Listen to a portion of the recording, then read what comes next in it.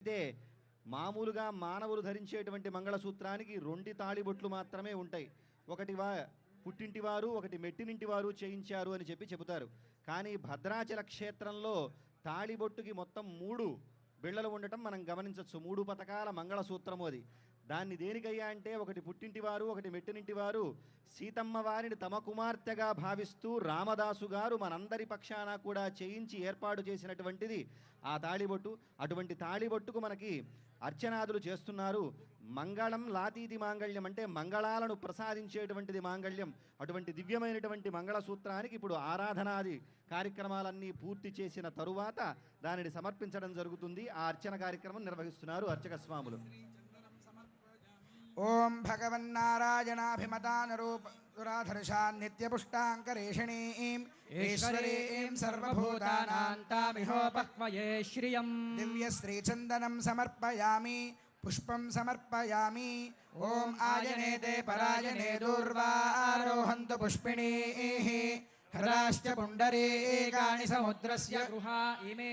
పుష్పం సమర్పయామి ధూపమాఘ్రాపయామి.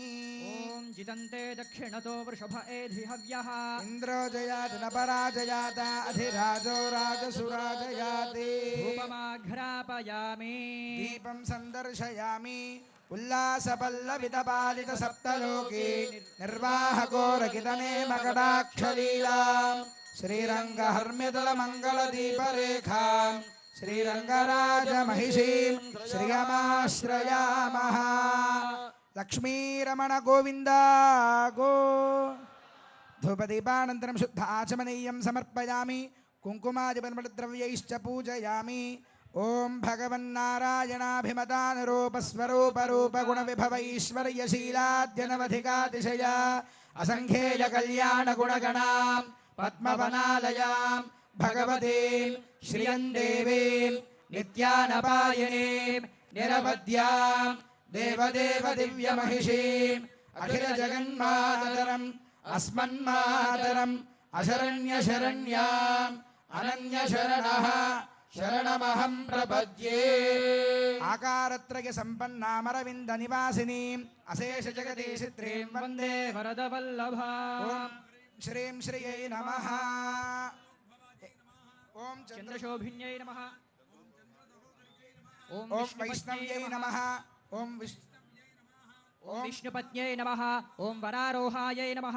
ఓం హరివల్లభాయై నమః. ఓం శారంగిణ్యై నమః. ఓం దేవదేవికాయై నమః. ఓం లోకసుందర్యై నమః. ఓం శ్రీ మహాలక్ష్మీదేవ్యై నమః. ఓం శ్రీం శ్రియై నమః. ఓం భూం భూమ్యై నమః. ఓం నీం నీలాయై నమః. మాంగళ్య ధారణ భద్రాచల క్షేత్రంలో 3 మాంగళ్యాలు ఉండడం ఒక విశేషం.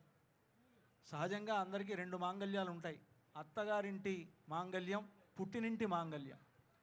రామదాసు గారు తానే సీతమ్మ వారిని రామచంద్రమూర్తికి కన్యాదానం చేస్తున్నట్లుగా భావించి తన భార్య దగ్గర ఉండేటువంటి బంగారం ఆవిడ ధరించినటువంటి మాంగళ్యాన్నే సీతమ్మ వారికి సమర్పించాట ఆయన. కనుక 3 మాంగళ్యాలు భద్రాచలంలో, ఒకటి జనక మహారాజుకు చెందిన మాంగళ్యం, ఒకటి దశరథ మహారాజుకు చెందిన మాంగళ్యం, మరొకటి రామదాసుకు చెందిన మాంగళ్యం. మరి మీరు ఇంకొక సందేహం రావచ్చు మీకు, జనక మహారాజు దశరథ మహారాజు ఇచ్చారండి దీనికి అని. ఇది భావన ప్రధానం అంతే తప్ప వాళ్ళు ఇవ్వల. రామదాసు గారే 3 మాంగళ్యాలు చేయించారు. ఆయన భావన ఏంటంటే జనక మహారాజు మాంగళ్యం ఒకటి, దశరథ మహారాజు మాంగళ్యం ఒకటి, తాను ఇస్తున్నటువంటి మాంగళ్యం అనేటువంటి భావనతో 3 మాంగళ్యాలు కలిగినటువంటి దానిని ఈనాడు సీతమ్మ వారికి అలంకరించేటువంటి ఏర్పాటు చేశారు.